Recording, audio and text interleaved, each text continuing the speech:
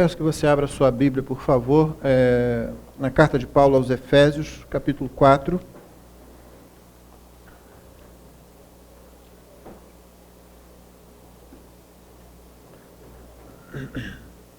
Eu vou ler os 16 primeiros versículos e vou pedir que você faça aquele exercício que os irmãos, membros da igreja, já conhecem. Nós vamos ler uma carta.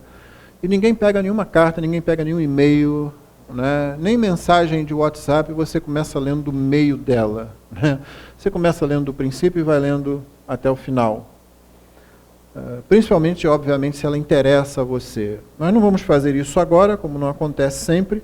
Nós vamos ler uma parte de uma carta, né? Paulo está escrevendo a uma igreja, e nós vamos ler a partir do capítulo 4, e apenas os 16 primeiros versos. Vamos contextualizar isso, mas é importante que você lembre-se disso. Já um argumento vem, e depois disso vai seguir. Paulo, nessa carta, ele tem um grande mistério que ele revela. Paulo faz isso. Quando Paulo fala de mistério, geralmente ele fala qual é o mistério. Esse negócio de dizer que tem um mistério, fica no mistério e fica esse negócio, parece que não houve crescimento na fé, não é? Paulo diz qual é o mistério que ele vai tratar aqui, que ele trata num determinado momento, e esse seria o fato de que não somente os judeus, mas os não-judeus também, estavam no plano de Deus desde o começo. Todos eles, tanto judeus como não-judeus, têm acesso à graça da salvação, à aliança com Cristo feita na cruz. Então, esse é um mistério que ele tem. Mas ele tem outras coisas a tratar também aqui. Ele já começa essa carta com um grande parágrafo sobre a soberania de Deus em salvar pessoas. Onde ele declara que desde a eternidade, Deus resolveu salvar pecadores que ele não tinha nenhuma obrigação de fazer, de salvar, e que ele fez isso para a sua glória. E uma vez salvos esses pecadores em Cristo Jesus, eles constituem povo para a glória de Deus. De sorte que essa carta, como acontece em geral com muitas cartas, com a maioria das cartas do Novo Testamento, ela trata do povo de Deus como uma comunidade. A gente tem a tendência de geralmente ler o Novo Testamento como se ele estivesse sendo escrito para indivíduos. Nós lemos como se estivesse sendo escrito para nós, para aplicar a minha vida, no caso particular, você para aplicar a sua vida, o que não é uma leitura equivocada, não é uma leitura errada, mas ainda assim é parte da leitura a ser feita. A gente precisa também ter a percepção de que essas cartas são escritas a comunidades, a igrejas, que precisam entender o ensino dentro da corporatividade dos filhos de Deus, dentro da comunidade da graça, dentro da igreja de Jesus Cristo.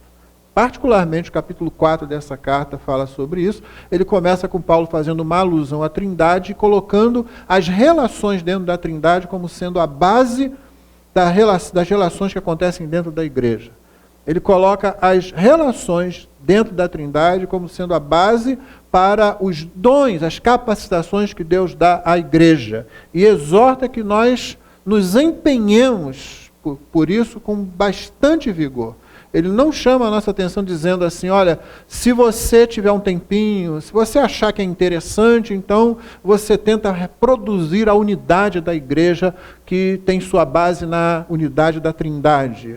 Não, ele não diz isso não. O termo que ele usa aqui quer dizer o seguinte: faça tudo o que tiver ao seu alcance, empenhe-se de toda a forma possível para produzir crescimento no meio da unidade da igreja. O que significa que há uma diversidade de membros, uma unidade de corpo, que cada um desses membros devem se empenhar ao máximo, se esforçar, colocar na quinta, na sexta marcha, acelerar ao máximo, não ficar lá só na primeira, não estamos de patinete, temos que estar num carro com um motor bem possante e acelerar fundo para produzir o crescimento dessa comunidade, dessa unidade de membros, e isso com todo o nosso empenho, com todo o nosso vigor, porque Deus mesmo já deu o exemplo disso desde a eternidade, no próprio relacionamento que existe entre o Pai, o Filho e o Espírito Santo. Eu adiantei para você um esboço do que nós vamos ler aqui, e aí você vai identificar isso à medida que nós lermos. Eu passo a ler Efésios 4, a partir do versículo 1. Rogo-vos, pois eu, o prisioneiro do Senhor, que andeis de modo digno da vocação a que fostes chamados, com toda a humildade e mansidão, com longanimidade, suportando-vos uns aos outros em amor, esforçando-vos diligentemente por preservar a unidade do Espírito no vínculo da paz. Há somente um corpo e um espírito, como também fostes chamados numa só esperança da vossa vocação. Há um só Senhor, uma só fé, um só batismo. Um só Deus e Pai de todos, o qual é sobre todos, age por meio de todos e está em todos. E a graça foi concedida a cada um de nós segundo a proporção do dom de Cristo. Por isso diz, quando ele subiu às alturas, levou cativo o cativeiro e concedeu dons aos homens. Ora, que quer dizer subiu, senão que também havia descido até as regiões inferiores da terra?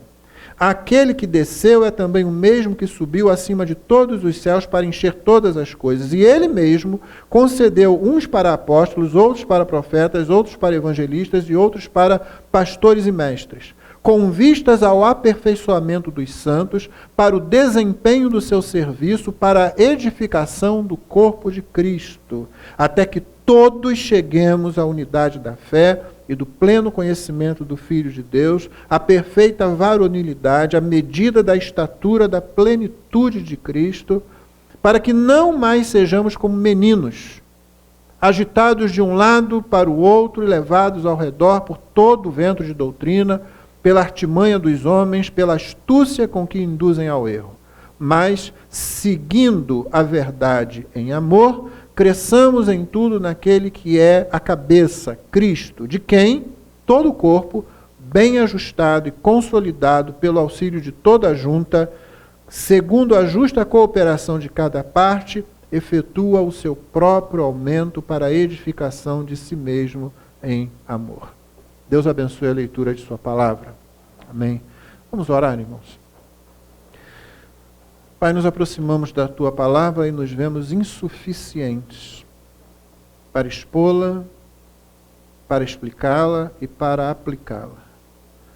Porém, olhamos para Cristo e vemos toda a suficiência, todo o poder, toda a capacidade, todo o discernimento. E por isso louvamos o Teu nome. Louvamos-te porque Tu não nos deste um livro fechado, enigmático. Louvamos-te porque Tu nos deste uma mensagem que podemos ler, compreender e viver. E Te agradecemos por isso. Te agradecemos porque preservaste a Tua palavra, Senhor. Nessa noite, quando podemos abri-la, quando podemos lê-la e quando podemos expô-la, nós glorificamos o Teu nome. Reconhecemos que isso é uma graça, uma dádiva da Tua graça, Senhor. Rogamos por aqueles povos ainda não alcançados, e por povos que já ouviram até a Tua mensagem, mas que não possuem no seu idioma a Tua palavra, Senhor. Rogamos que Tu abençoes e continues levantando e abençoando pessoas que traduzam as Escrituras, os diversos idiomas, cada vez mais. E que esses povos, essas etnias, onde ainda não existe uma igreja, nós rogamos em nome de Jesus que Tu te agrades de levantar igrejas no meio dessas etnias, Senhor, a fim de que se cumpra aquilo que a Tua palavra diz e que naquele grande dia pessoas de toda a tribo, raça, nação e língua estejam ali reunidas, louvando e glorificando o Cordeiro que por elas morreu e que as resgatou, Senhor. Concede-nos a bênção de continuar participando disso, como o Senhor já tem nos dado fazer, cada vez com maior intensidade e maior alcance. Muito obrigado mais uma vez pela Tua palavra e rogamos que Tu nos conduzas e a apliques à nossa vida, a vida de cada pessoa que está aqui e também de cada um que vier ter contato com essa mensagem através da mídia. É a nossa oração no precioso nome de Jesus. Amém.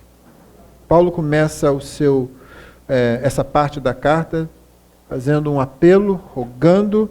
Ele, prisioneiro, ele estava preso em Roma quando escreveu essa carta, ou pelo menos eu acho que essa é a tese mais consistente, o lugar onde ele estava preso. E começa dizendo que, exortando o povo, e esse verbo aí, que ele diz, rogo-vos, novamente não é um pedido fraco, é um pedido intenso dele, estou apelando a vocês com todo o meu coração, eu, prisioneiro do Senhor, que vocês andem de modo digno, de modo condizente com o chamamento que vocês receberam, com a vocação de vocês. Vocês foram vocacionados para a salvação. Irmão, a salvação é sempre um chamado. Paulo prega em Atenas, ele diz que Deus ordena a todos os homens em todos os lugares que se arrependam. Quando ele escreve aos Coríntios, ele diz que ele tem uma mensagem como se fosse um embaixador.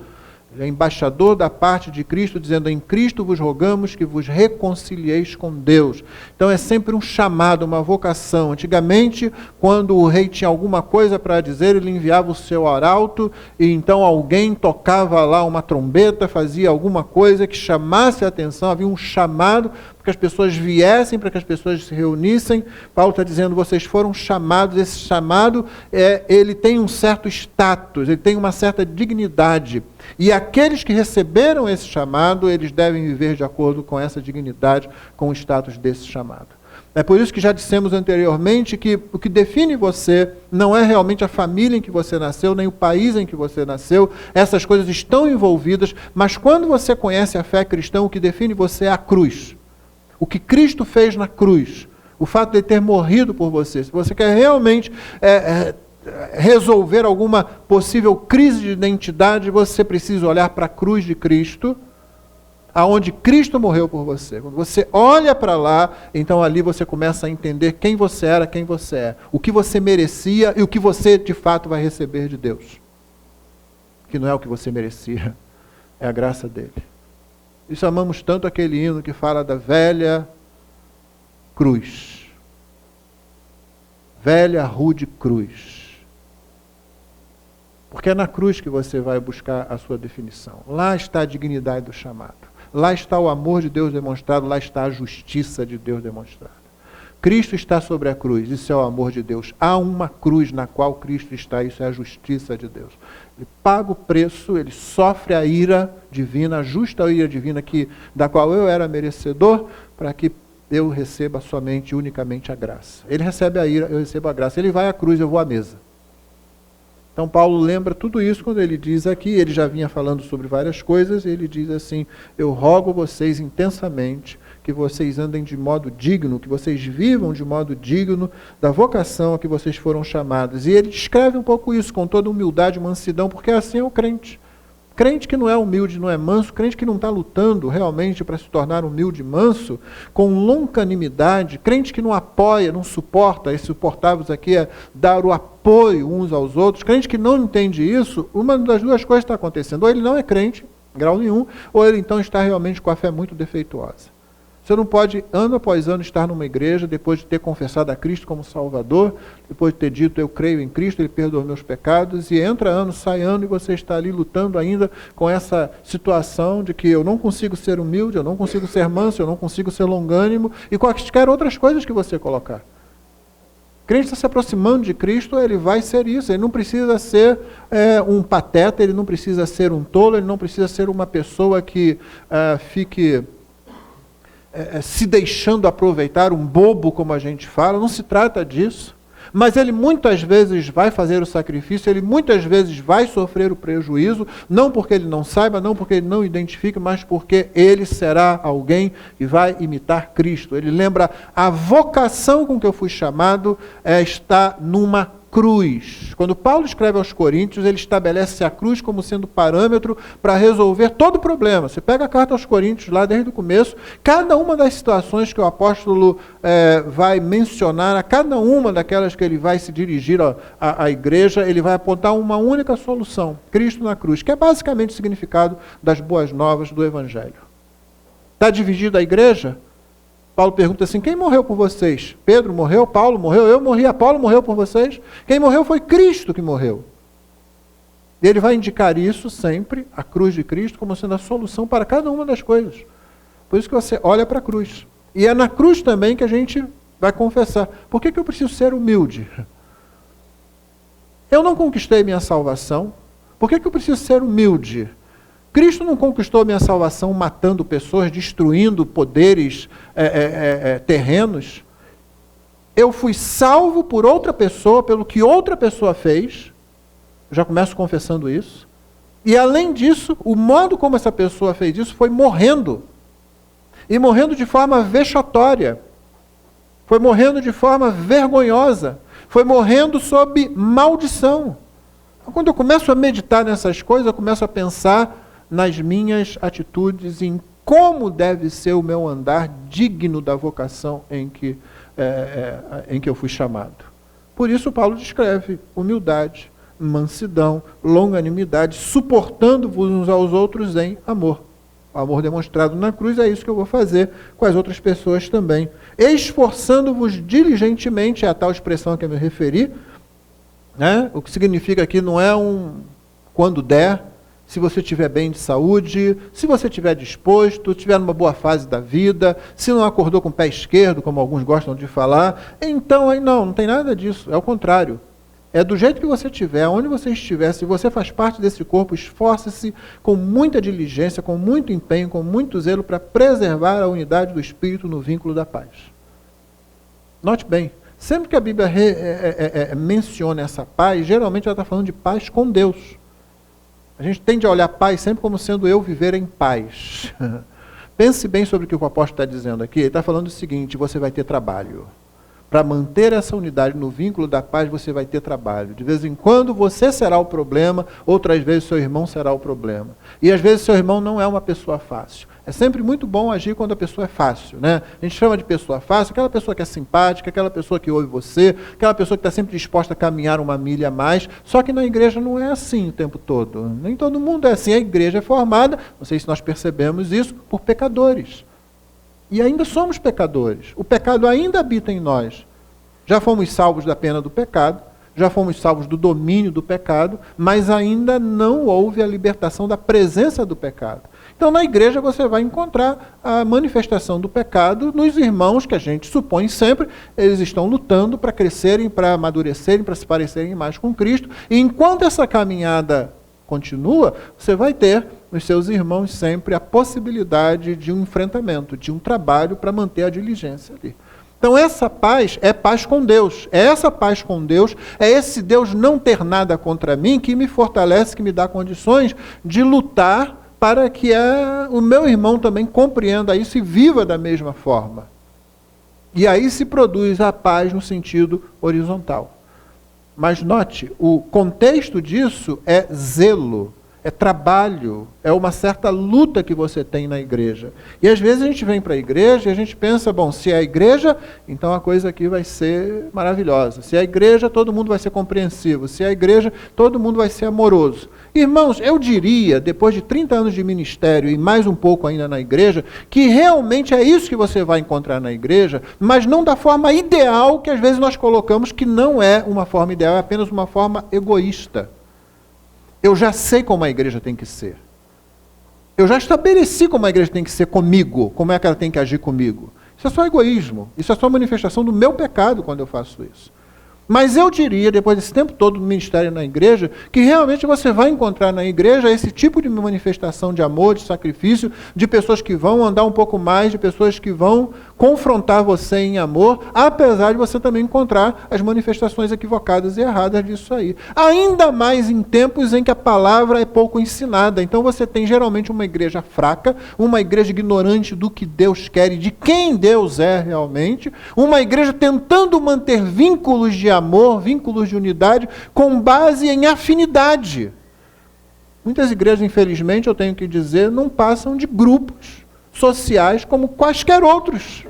E talvez você estivesse melhor num grupo social que dissesse, nós somos um clube, pronto. Aí você sabe, é um clube, pronto. Você vai para lá, segue as normas do clube, pronto. Nós somos um grupo de leitura de livro. Ótimo, boa coisa. Então você tem aquele grupo que vai fazer isso. O problema é quando a gente confunde a igreja com isso, a igreja é outra coisa. A igreja é a reunião de um grupo de pessoas onde cada uma delas bateu no peito e disse, eu não mereço estar aqui. Eu não mereço o perdão dos pecados que eu recebi. Eu merecia ser jogado por toda a eternidade debaixo da ira de Deus. Eu não tenho dignidade pessoal para servir as pessoas que estão ao meu redor. Eu não mereço a oportunidade de cantar as músicas que acabei de cantar agora na presença do meu Salvador. E, no entanto, ela diz assim, mas o meu Salvador me trouxe para cá, me capacitou, me salvou, perdoou os meus pecados, me deu o Espírito Santo, me deu irmandade, me deu serviço no meio dessa irmandade, eu sou grato a Ele por isso, e agora eu prossigo procurando crescer na graça e no conhecimento do Senhor. Essa é a igreja. Outra coisa qualquer, pode ser qualquer outro grupo, mas não é a igreja. Não é a igreja de Cristo. Ainda agora, na reunião dos homens aqui, houve a oportunidade dos irmãos falarem sobre os enfrentamentos que estão tendo. E eles colocaram lá os enfrentamentos que estão tendo em situações, especificamente nós estávamos falando de pessoas que às vezes agiram mal conosco, né? No local de trabalho, basicamente foi o que foi colocado aqui.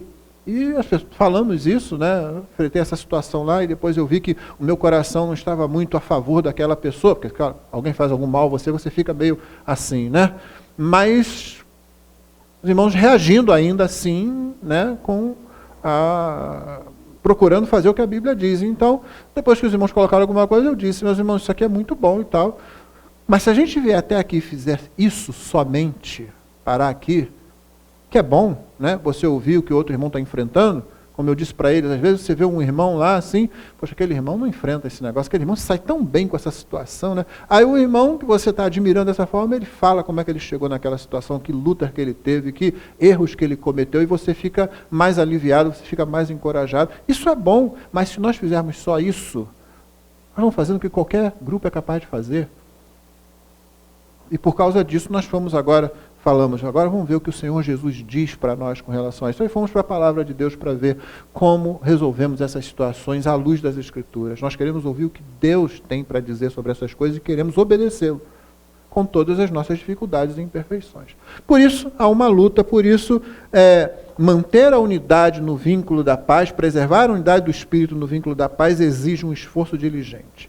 Paulo, então, apresenta a Trindade, que é a base para tudo isso. Ele diz assim, olha, você não vai fazer isso com as suas forças, não. E você não vai fazer isso sem um bom modelo, você tem um excelente modelo no nosso Deus. O nosso Deus é um Deus trino, é um Deus tripessoal. Versos 4, 5 e 6, há somente um corpo e um espírito. Como também foste chamados numa só esperança da vossa vocação. Há um só Senhor, que é sempre uma palavra no Novo Testamento, ou esmagadora maioria das vezes, e é o caso aqui, é uma referência ao Senhor Jesus Cristo. Há um só Senhor, uma só fé, um só batismo, porque você coloca a sua fé nele, você é batizado no nome dele. Há um só Deus e Pai de todos, o qual é sobre todos, age por meio de todos e está em todos. Essa é a Trindade. Já falamos sobre isso, os irmãos someros da igreja estão acostumados com esse vocabulário. Os irmãos sabem que é muito conveniente, muito apropriado que o nosso Deus seja tripessoal. Qual é o problema de um Deus, por exemplo, que se você conceba como Alá? Alá é unipessoal. Não tem esse negócio de ter filho, ter outra coisa, não. Só ele, aquela individualidade ali. E outras divindades são assim. O problema disso é que não pode existir amor nesse ser. Toda a eternidade sempre houve amor no ser de Deus, porque sempre houve amor entre as pessoas da Trindade. O Pai sempre amou o Filho, que sempre amou o Espírito. O Filho sempre amou o Pai e o Espírito sempre amou o Pai e o Filho. Sempre houve essa fluência de amor. Você ama porque foi criado por um Deus que pode amar, porque o amor sempre fluiu em toda a eternidade, antes que houvesse qualquer outra coisa, antes que os anjos tivessem sido criados, antes que o universo tivesse sido criado, Deus já existia, Deus lá estava e Deus era perfeitamente feliz e alegre, vivendo em amor pleno, aonde uma pessoa da Trindade, conforme ensina o Evangelho de João, glorifica a outra, vivendo nesse relacionamento de amor. Nós estamos acostumados com esse vocabulário, estamos acostumados com isso. É esse fundamento aqui do Espírito, do Filho, do Senhor Jesus e do Pai. É sobre esse fundamento que a unidade da igreja vai acontecer. Então você tem modelo, você tem energia, você tem direção, você tem base para fazer isso. E ela não é outra senão a própria existência, o próprio modo de existir do nosso Deus nas três pessoas da Trindade. E ele continua então como se não estivesse falando nada muito denso, e você já viu que é bastante denso. Paulo simplesmente segue adiante e continua dizendo, e a graça foi concedida a cada um de nós segundo a proporção do dom de Cristo. Porque agora ele quer falar que para você promover essa unidade no seio da igreja, Deus capacitou a igreja para esse tipo específico de coisa. Um tipo de capacitação que não pertence à criação original, ou como a gente fala, a primeira criação, pertence à segunda criação, aquela que Paulo menciona em 2 Coríntios 5, não é? Se alguém está em Cristo, é nova criatura. Paulo ali, eu tenho que sempre dizer isso, não está falando de mudança de comportamento. Não está falando da pessoa que muda o comportamento, tipo, eis que tudo se fez novo, as coisas velhas já passaram, tipo, antes eu agia de uma determinada forma, agora eu ajo de outra forma. Antes eu tinha vícios, agora eu não tenho mais vício. Né? Paulo não está falando disso, não. Paulo está falando da natureza diferente, da ordem diferente das coisas. Havia um tipo de natureza na criação original, há um tipo de natureza diferente na segunda criação. A origem da vida na segunda criação não é a mesma. Seres humanos na primeira criação caíram, pecaram, se afastaram de Deus, ficaram mortos em seus delitos e pecados, agora eles precisam de vida. E essa vida na segunda criação vem unicamente através do Filho de Deus, através de Jesus Cristo. É disso que ele está falando ali. É essa natureza que está ali. Então, quando Deus capacita a igreja, os dons e as capacitações dados à igreja, eles não são os mesmos que existem na criação. Às vezes se assemelham muito. Às vezes alguns talentos que nós temos se assemelham muito àqueles dons que são mencionados nas Escrituras e com os quais Deus capacita a igreja. Mas não confundamos. Como eu falei há pouco no início do culto, governo congregacional não é governo democrático, apesar da manifestação externa ser semelhante. Da mesma forma, dons que Deus dá através da morte de Cristo, você viu aqui que os dons vêm por causa de Cristo, por causa do que Cristo fez, nós vamos rever isso aqui, eles são dados, muita semelhança algumas vezes, não é? Com talentos naturais que os seres humanos têm, sejam eles cristãos, creiam em Deus ou não, mas não pensemos que seja exatamente a mesma coisa. Um exemplo muito simples disso, e um erro muito comum que eu vi acontecer na igreja, infelizmente, várias vezes, é você pegar uma pessoa que se converte, uma pessoa que está na igreja, ela é muito eloquente, ela fala bem, ela consegue ter domínio de auditório, você diz, pronto, vai ser pastor. Quanta gente foi ordenada sem nunca dever ter sido? Nunca devia ter sido ordenada. Foi colocado porque era. Quanta pessoa famosa, infelizmente, sofreu muito por causa disso. Era conhecida, já era famosa, se converteu, pronto, vai ser pastor. Isso continua acontecendo hoje. Por quê? Porque fala bem.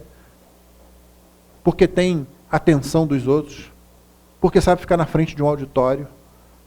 E essa confusão produziu muito sofrimento para a igreja e para essas pessoas, infelizmente. Ele diz, a graça foi concedida a cada um de nós segundo a proporção do dom de Cristo. O dom é através de Cristo e dele. Por isso diz, e aí ele cita o Salmo 68, quando ele subiu às alturas, levou cativo o cativeiro e concedeu dons aos homens. É interessante que Paulo faz a citação aqui tirada da Septuaginta, que era uma tradução do Velho Testamento para o grego. Né? E há uma pequena diferença possibilitada pela construção que está lá no Salmo. Né? O Salmo ele pode dizer assim que quando Cristo subiu às alturas e levou o cativeiro, a prisão da qual está libertando os homens, ele recebeu homens, ele recebeu seres humanos como dádiva. Isso é verdade. Cristo, na sua morte, levando cativo o cativeiro, levando o pecado, ele recebe do Pai a nós. O Pai dá ao Filho seres humanos. Todo aquele que o Pai me dá, esse virá a mim, aquele que vem a mim, de maneira nenhuma lançarei fora. Tem a ver com isso. Mas a tradução também permite o que a Septuaginta faz aqui. Quando ele subiu às alturas, levou cativo, o cativeiro, e concedeu dons aos homens. Porque, na verdade, as duas coisas são realizações de Cristo. Ele tanto adquire pessoas, adquire pecadores a quem ele salva, como adquire para esses pecadores capacidade de servir a Deus, capacidade de ser parte do povo de Deus, capacidade de ser igreja. E é isso que Paulo está dizendo. O que quer dizer isso que ele subiu, senão que também havia descido às regiões inferiores, a terra? né? Não é tanto as regiões inferiores da terra, é como pertencentes à terra, é a terra. Ele desceu dos céus, ele veio, como Cristo fez, esvaziando-se da sua glória, não da sua divindade, mas da sua glória, e ele vem, ele desce, ele sofre, conforme Paulo fala em Filipenses 2, e então, aquele que desceu é também o mesmo que subiu acima de todas as coisas para encher todas as coisas. O prêmio de Cristo, por assim dizer, irmãos, o galardão de Cristo, se você quisesse usar essa expressão, é alguma coisa sobre a qual às vezes nós não meditamos muito. Mas quando Cristo vem, vive uma vida de obediência perfeita, o que a gente chama em teologia de obediência ativa do Filho, né? O Filho vem e faz tudo o que a lei manda, tudo o que a lei ordena. Ele agrada completamente a justiça divina cumprindo a lei. Mas ele faz outra coisa também que a gente chama de obediência passiva. É no sentido de que ele sofre a ira que ele não merecia, em lugar daqueles que não podem cumprir a lei, e ele faz isso para salvar os pecadores. Então ele vem e ele cumpre essa dupla obediência e no final ele ressuscita, mostrando que ele tem a aprovação do Pai. Quando ele sobe aos céus, ele é glorificado e envia o Espírito Santo. As dádivas, o prêmio, por assim dizer, que o Filho recebe por causa da sua vida, da sua conquista, da sua vitória, é uma coisa muito grande, é fantástica. Ele recebe o domínio sobre todas as coisas. Ele diz assim, é-me dada toda a autoridade nos céus e na terra. Você nota bem, ele não disse assim, eu conquistei toda a autoridade. Ele não disse assim, eu tinha toda essa autoridade. O Filho humildemente diz, o meu Pai me deu toda essa autoridade. Ele manda a gente pregar o Evangelho debaixo dessa autoridade que ele conquistou. Porque ele nunca fala sobre isso. Ele recebeu. É-me dada toda a autoridade nos céus e na terra. O Filho recebeu o juízo. O Filho recebeu a capacidade, ou melhor, a dignidade de juiz. Ele disse mesmo antes de morrer, o Pai a ninguém julga, porém deu ao Filho todo o juízo. É perante Cristo que todos vão comparecer como justo juiz. O Senhor Jesus também recebeu a capacidade, a dignidade de ser o advogado daqueles que creem nele. Então você pode dizer que tem uma mutreta aí, né? Porque o teu juiz é o teu advogado, olha só que coisa. Não dá para acontecer isso, né? O juiz é o meu advogado? Negócio estranho, mas é exatamente isso que acontece. O nome disso tem tudo a ver, o nome disso é graça. Porque também ele cumpriu a pena no teu lugar. Ele é o teu juiz, ele é o teu advogado, e ele é também quem cumpriu a pena no teu lugar.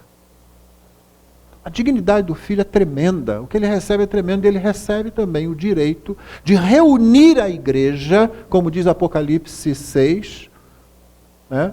Digno és, Senhor, porque foste morto e com teu sangue compraste homens de toda a terra, nação e língua, e os constituíste reino e sacerdócio para Deus e reinarão para sempre. E além disso, como diz o texto, ele recebeu a dádiva de capacitar esses seres humanos para o serviço que ele tinha que fazer, ou que ele tinha para fazer aqui. Então ele desceu, sofreu, subiu, recebeu dádivas e deu essas dádivas à igreja e deu a igreja ao mundo. Você não pode imaginar o mundo sem a igreja? Você já parou para pensar? O ser humano não gosta desse raciocínio. Nós não gostamos da palavra exclusividade, a não ser quando a gente está incluso, né? É muito bom um negócio assim exclusivo quando eu estou lá. Você chega barrado na porta, né? Só que o Evangelho detém a exclusividade da salvação. Ninguém será salvo de outra forma. E a igreja de Cristo é a única que tem o genuíno Evangelho. Agora, tira isso do mundo. Você não precisa estabelecer o caos, não. O mundo pode continuar existindo aí, mas tira a igreja, tira a mensagem do Evangelho e você tem um mundo sem esperança. Não importa o brilho que tiver agora, você sabe como isso vai terminar. Então, a igreja acaba sendo um presente de Cristo ao mundo. Nós somos vitrine para o mundo olhar e ver, mas ainda mais do que isso, diferentemente de Israel, nós somos trombetas, nós somos vozes, nós somos profetas, nós somos proclamadores das boas novas de salvação que há em Cristo Jesus. E por isso, ele capacitou, o verso 11 diz, ele mesmo concedeu uns para apóstolos, outros para profetas, outros para evangelistas e outros para pastores e mestres. Não vou me demorar, não é minha intenção demorar aqui agora na observação de cada um desses pontos, mas vamos dizer o seguinte: apóstolos são aqueles que viveram lá no primeiro século, não existe outro apóstolo no mesmo sentido. Não importa o que alguém diga de si mesmo ou de outros atualmente, não existe apóstolo com autoridade da palavra de Deus como aqueles homens. É por isso que você está lendo o que um deles escreveu, e aqueles que creem em Cristo dizem: eu quero viver de acordo com isso que esse camarada escreveu, porque o que ele escreveu é a palavra de Deus. Eu não vou fazer isso com ninguém que está vivo hoje se dizendo apóstolo, dando alguma palavra, dizendo que eu tenho que viver de acordo com aquilo que ele está falando, só porque ele disse que ele é apóstolo. Esses apóstolos foram chamados por Cristo, cada um deles. Foram autorizados pelo próprio Cristo. A igreja se construiu em cima desse embasamento dos apóstolos. Os profetas são os profetas, a alusão direta aqui é dos profetas do Novo Testamento. O que acontecia aqui? Os apóstolos eram poucos, os testemunhos, aqueles que testemunharam Cristo, a vida de Cristo, eram poucos. A igreja tinha se espalhado rapidamente depois de Atos. Já no início de Atos, ela vai se espalhando depois que o pessoal... depois do martírio de Estevão em Jerusalém, a igreja vai se multiplicando. O Senhor providenciou profetas, e o que eles faziam é manter o ensino apostólico, muitas vezes por revelação de Deus, mas sempre em consonância, sempre sendo medido pelo ensino apostólico. É por isso que esses profetas, muitas vezes, quando eles pregavam, eles têm que ser ouvidos e têm que ser julgados. Paulo ensina isso quando escreve aos Coríntios. Quando um profeta fala, né, falem no máximo 2 ou 3, só, tem limite, não é assim, eu recebi, agora eu vou sair falando, não. É o quarto, vai esperar o próximo culto, irmão. É só 2 ou 3 aqui. E os outros profetas presentes vão ver se aquilo que ele está falando está de acordo com o ensino apostólico. Percebe a diferença de muita tolice que a gente vê pelas igrejas hoje?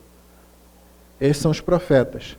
Dons que Cristo recebeu e deu à igreja e deu ao mundo. Outros para evangelistas, são aqueles como o próprio Paulo, principalmente naquele início e ainda hoje, você vai vê-los saindo para pregar o evangelho em lugares onde não há igreja, plantando igreja de diversas formas, e isso tem tomado manifestações no nosso tempo de um tanto quanto diferentes, o que não é nada assombroso, é para ser assim mesmo. Todo crente tem que evangelizar, vamos dizer aí, só que não é um grupo que só eles têm esse dever. Todo crente faz isso, mas existem aqueles que vão, vamos dizer assim, desbravando os lugares e pregando o evangelho, principalmente, como acontecia aqui, muitos lugares onde nunca ninguém nem ouviu o evangelho. E outros para pastores e mestres.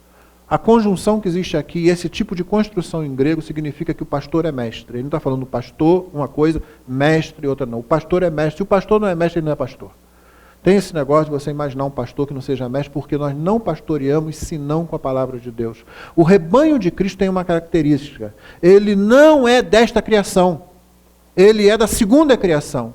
A igreja não surge na criação lá no Éden. A igreja surge em Cristo Jesus. Portanto, não existe alimento para o rebanho do Senhor fora da coisa sobrenatural, fora da criação, dentro da criação.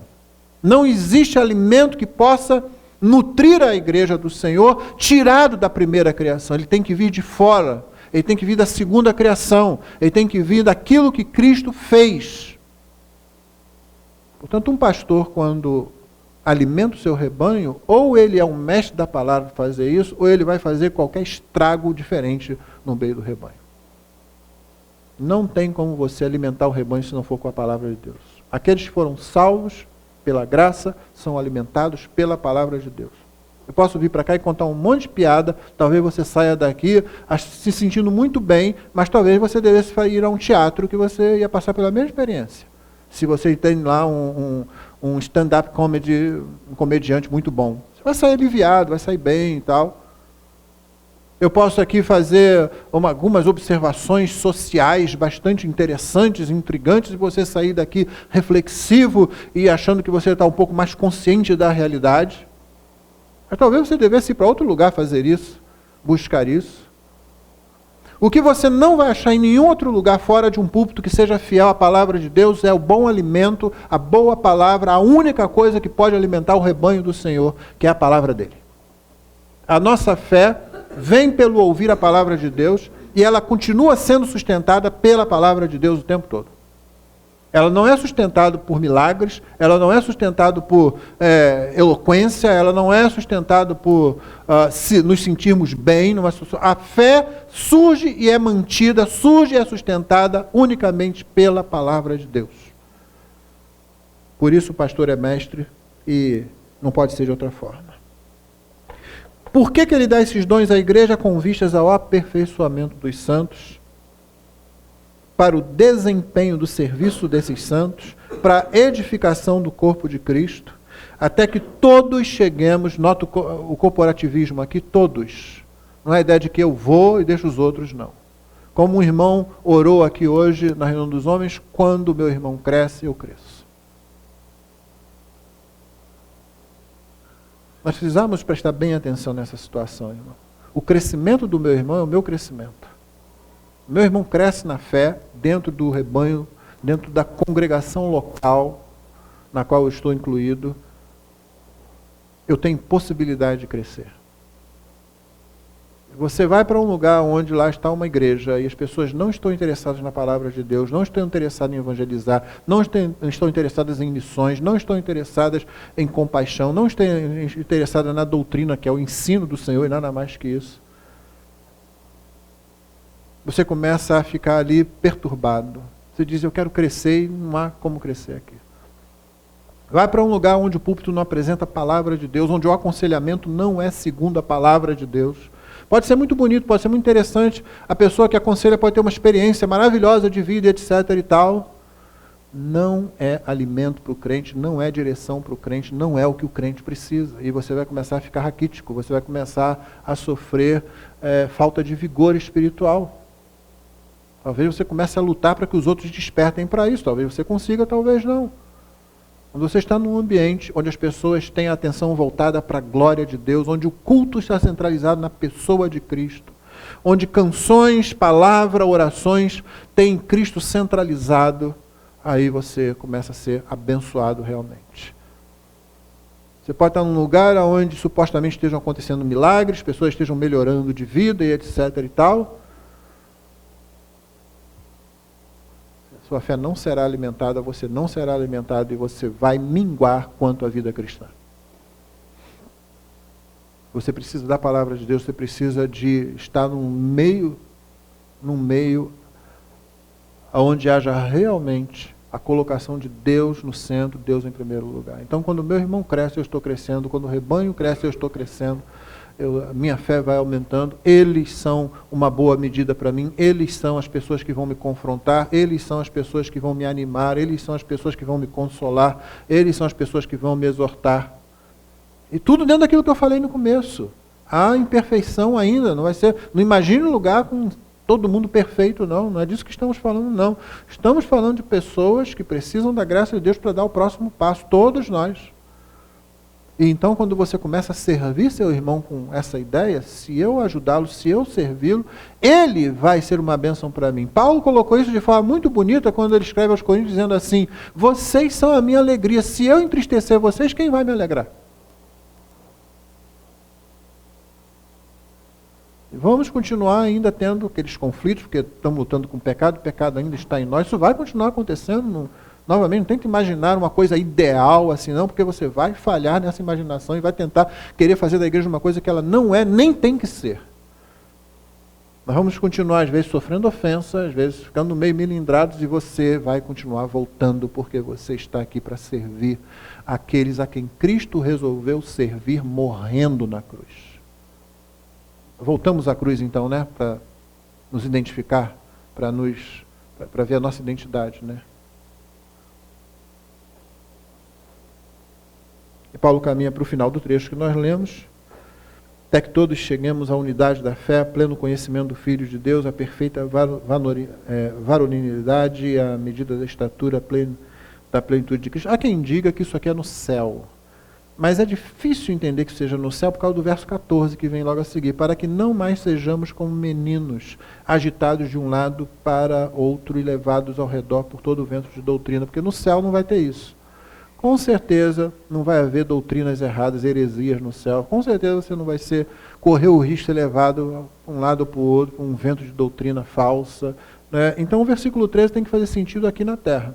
Eu não preciso entender que Paulo está falando de perfeição absoluta. Essa palavra, às vezes, quando é usada nas Escrituras, como é usada aqui, ela vai falar muitas vezes de uma coisa completa. Não quer dizer que você está sendo perfeito o tempo todo em tudo, não, mas quer dizer que você tem tudo de que você precisa para realizar essa caminhada, para realizar esse serviço. É assim que você deve ver quando fala, até que chegamos à unidade da fé, do pleno conhecimento, Filho de Deus, a perfeita varonilidade, medida da estatura da plenitude de Cristo. Nós vamos caminhando para lá, é nisso que nós vamos caminhando. Tudo que você precisa está aí colocado, tudo que é necessário você tem para você chegar a esse ponto, principalmente para você não ser levado por todo o vento de doutrina que sopra de um lado para o outro. E Paulo define isso dizendo que esses ventos de doutrina, eles são formados pela artimanha dos homens, pela astúcia com que induzem ao erro, e isso é na igreja. Isso é na igreja. Por isso que a gente fala, irmão, às vezes você quer procurar o diabo, procure no púlpito. Ok, não olhe para mim desse jeito agora, não. Não foi essa a ideia, né? O negócio funcionou melhor na minha cabeça do que quando eu falei, mas... Mas se você quiser procurar o diabo, por isso nós estamos querendo falar o quê? Queremos dizer o quê? Nós queremos falar do erro, do ensino errado, da heresia. Procure no ensino da igreja, nos mestres da igreja. Por isso no púlpito da igreja. Paulo está falando da igreja. E dentro da igreja isso acontece. Quando Paulo se despediu da igreja de Éfeso, lá na praia de Mileto, ele chamou os anciãos da igreja. E ele disse o seguinte: eu sei que depois da minha saída, lobos devoradores atacarão o rebanho, que dentro do próprio rebanho, de dentro do próprio rebanho surgirão falsos mestres, tentando de todo modo arrastar após si os discípulos. E o que Paulo pôde fazer ali foi recomendar aquele grupo ao Senhor e à sua palavra. Essa é a nossa segurança, é a palavra de Deus. Então esse crescimento todo aqui, com esses dons e outros dons que Deus dá à igreja, para manter a unidade da igreja, o crescimento da igreja, esse crescimento acontece com vistas a gente poder enfrentar essas situações aqui dentro da igreja. Os ataques de fora virão também, mas dentro da igreja surge principalmente o ataque do erro, com astúcia, né? Artimanha, são as palavras que ele usa. E o que a gente faz? Seguindo a verdade em amor e tendo esses enfrentamentos, nós vamos crescendo em tudo em Cristo, que é a cabeça, de quem todo o corpo, bem ajustado e consolidado pelo auxílio de toda a junta, segundo a justa cooperação de cada parte, efetua seu próprio aumento para a edificação de si mesmo em amor. Eu posso dizer aqui, irmãos, que Paulo está falando é o seguinte: a igreja não precisa de nada fora dela para crescer. É o próprio corpo que faz o seu crescimento em amor, o seu aumento, para se parecer cada vez mais com Cristo, em busca daquele conhecimento pleno do Filho de Deus, daquela perfeita varonilidade, daquela medida da estatura da plenitude de Cristo. É a própria igreja, ela foi dotada com tudo de que ela precisa. Você pode olhar para você agora e talvez se perguntar: qual é a minha parte nisso? Não espere sentir nada especial, não. Quando você luta para manter, na verdade, a unidade do corpo de Cristo, quando você se empenha para que todo o esforço seja feito para a manutenção dessa unidade, esse vínculo da paz, quando você lembra que a base para isso, o modelo para isso, a energia para isso, vem da própria constituição da Trindade, Deus Pai, Deus Filho, Deus Espírito Santo. Quando você lembra que o seu chamamento feito na cruz de Cristo deve fazer você andar de forma digna com esse chamamento, em humildade, mansidão, longanimidade, dando suporte aos outros, sabendo que muitas vezes, eu diria a maioria das vezes, isso envolverá luta, esse empenho. E quando você lembra que Cristo conquistou não somente a você, mas também a capacidade que Ele dá a você para viver nesse meio aqui, você vai pensar o seguinte: eu não mereci estar aqui, mas é aqui o meu lugar. Eu sou a pessoa para estar aqui, eu fui capacitado para estar aqui. Eu posso nem perceber isso agora, ou saber como é que eu vou fazer exatamente isso, mas se eu estou aqui, salvo por Ele, 1, eu não merecia, 2, eu sou a pessoa para estar aqui, porque foi quem Ele salvou e quem Ele capacitou para esse serviço. Isso é uma grande consolação e um grande incentivo. Eu quero terminar confessando a você que muitas vezes quando vou pregar, né, e pastorear de um modo geral, eu tenho que confessar a minha completa incompetência para Deus.